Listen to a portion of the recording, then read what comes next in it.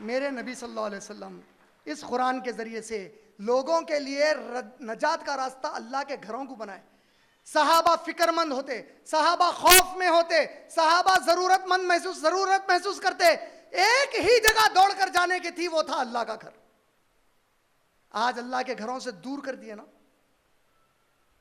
ایک اللہ کے گھر نبی صلی اللہ علیہ وسلم کی موجودگی میں کسی صحابی کی کوئی ایسی جگہ تھی جہاں جا کے لوگ سجدے مار کر ان کی عزت اور احترام سے ان کو وسیلہ بنا کے دعا مانگتے. تو ابھی انہوں جواب دے سکتے ہیں, نبی صلی اللہ علیہ وسلم تھے تو وہاں کیوں جائیں گے؟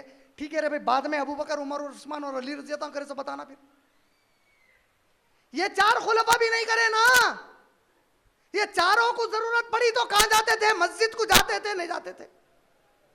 تم مسجد کی بجائے ایک جگہ بنا دیے, بنا کے لوگوں کو وہاں بھیجنا شروع کیے. انہیں 5 نمازوں سے غافل ہو گیا نا. اب جو نماز نہیں پڑھا انہیں جنت میں کیسا جائیں گا ذرا بتاؤ میرے کو.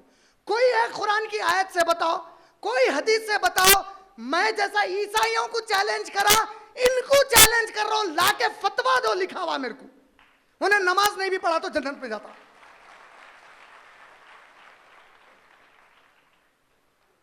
ارے تم جس شیخ عبد القادر جیلانی کے نام کو لے کے بدنام کر رہے ہیں, ان کے نام کو, ان کا فتوا پڑھو نا رے. اگر ان کے فتوے پہ انہوں عمل کرے نا, ان کا ایک بھی آدمی قبرستان میں مسلمان کے دفنش نہیں ہو سکتا. ان کا فتوا کیا ہے؟ بقول ان کا فتوا ہے اس کو قبرستان میں مسلمانوں کے دفن مت کرو بولے.